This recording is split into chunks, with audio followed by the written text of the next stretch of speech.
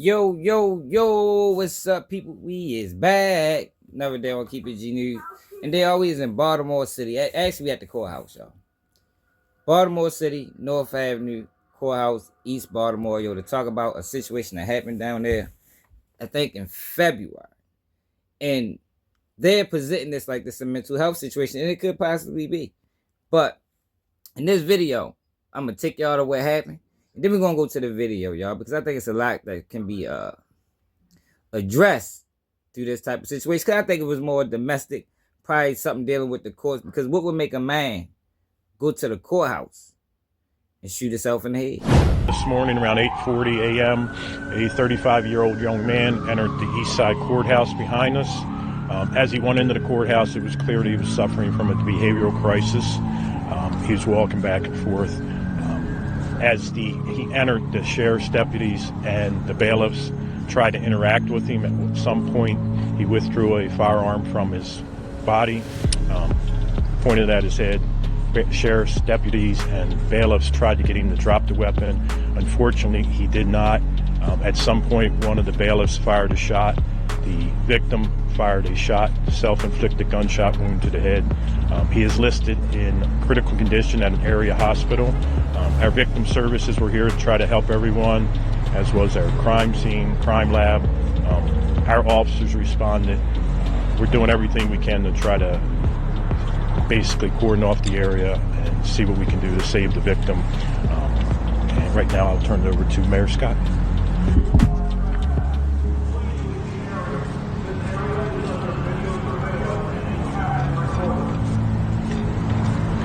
Thank you, Mr. Commissioner. Good morning, everyone. This, of course, is just a tragic situation. I want to thank all the law enforcement involved, the bailiffs, the deputies, for their quick action. But this again shows that behavioral and mental health is a real and deep issue, and we have to continue to do everything that we can to deal with it. And this is also another example of how we have to make sure that people who are having these kind of issues don't have that easy access to firearms and weapons. We hope that the victim is able to survive, but we again just want to pray for everyone involved. Thankful to the quick action of law enforcement, but we have to have serious conversations continue to have serious conversations about behavioral and mental health, but also how that relates when we talk about access to firearms. Thank you. Oh, I'm sorry. I just want to acknowledge that we're joined today by Sheriff Sam Cogan and Councilman Jermaine Jones from the 12th District. And one thing that I forgot, the Attorney General's office is responding to take over the investigation. All right, at this time we'll take questions. As I mentioned before, we're going to do one question follow-up per outlet. I'm going to start at this end and work our way over. So we're going to start here with 525. So the victim, the person who entered the courthouse, was the one who was shot and now in critical condition, not one of the bailiffs. Correct. And then I know the FOP tweeted out that one of their retired members was involved and that some sort of homicide was involved. Can you clarify their statement? The bailiff is a retired BPD member. And he is the individual that we believe fired a shot. But he wasn't shot? He was not shot. The only person shot was the victim. I'm wondering why exactly the bailiff shot him. He had a gun to his head? That's still part of the investigation. It's preliminary, very preliminary information now. Can you talk about where the victim was in this case? Was it right inside the building? There's obviously some kind of security system in there. Did you get through the security system? No. Can you explain that? He did not get through the security system. What happened is, it looks like he went through the second set of double doors. He never reached the security system.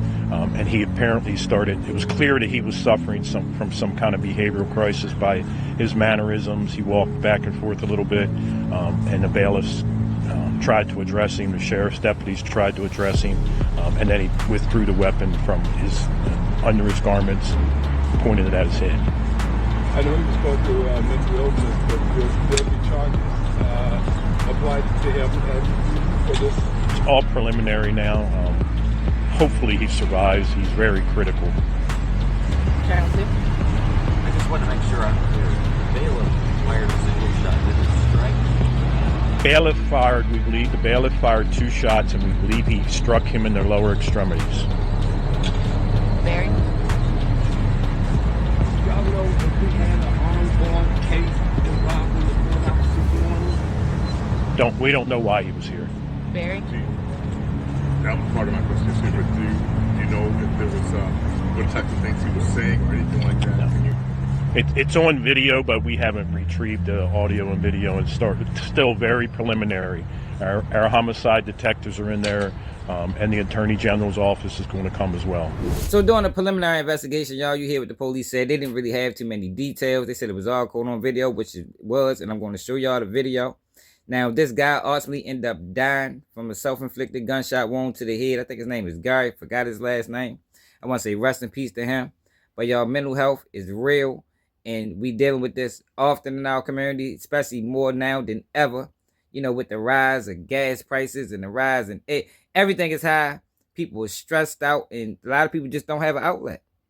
You know, a lot of people just don't have an outlet, yo. And then the people that they do reach out to is not really even giving them information, or some people just don't even care. You know, we living in a time where, yo, most people don't care what other people are going through, because we all going through something. It's like your problems is your problems, mine is mine, and we're going to dress them how they dress them. But when you got these type of situations where somebody ultimately end up losing their life or taking their life, it makes everybody sit back and question why. You know, what could I have done different? How did we allow it to get to this point? How did the signs go unnoticed? I actually got a cousin who just took his own life at 18 years old. You know, it's a tragic situation. But like I told y'all, we're going to go to the video, because I'm going to show y'all in this video how it all started, from him being outside the courthouse to what actually happened inside the courthouse.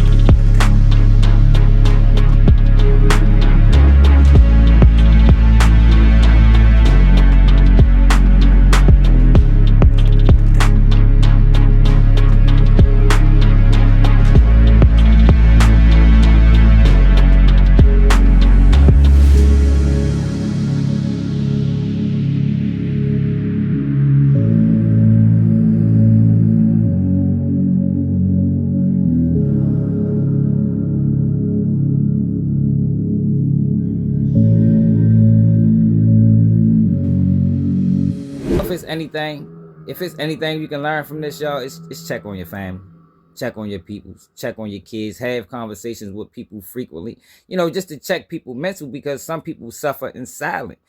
Everybody is not the type that's going to reach out when they're going through something. Some people just going to bottle it in, and that is a recipe for disaster, because eventually, if you shake a bottle too much, you know, pressure busts pipes, but when you shake a bottle too much, it explodes. And nobody knows what that explosion is going to look like. Now you got a guy 35 years old that looked to me that he was on the phone, you know, before he walked into the courtroom. We don't know who he was talking to. Now I'm sure they got more information, but they probably not releasing it. If I could guess, and I could be wrong, I would think this is a child support type of situation where he just had enough. He had enough dealing with the court system. Probably felt like he was being done wrong. This just me speculating. I don't know this for certain. And that's what he did, yo. And it's just tragic, yo, that this man lost his life. And actually probably traumatized a few people in the process. But like I said, if it's anything to learn from this, check on your family members. Make sure their mental stability is strong if you can. Because I know we all going through things. But when you got a situation like this and somebody end up taking their life, and it's nothing you can do about it, because when it's over, it's over. There's no redos. You know, there's no respawns. You don't come back as, you know what I mean? You understand what I'm saying? But let me know how y'all feel about this in the comments. Like I said, yo, this is a tragic situation. I want to say rest in peace to dude and condolences to his family. But let me know how y'all feel about this in the comments. It's another day, Keep It G News, and I'm out.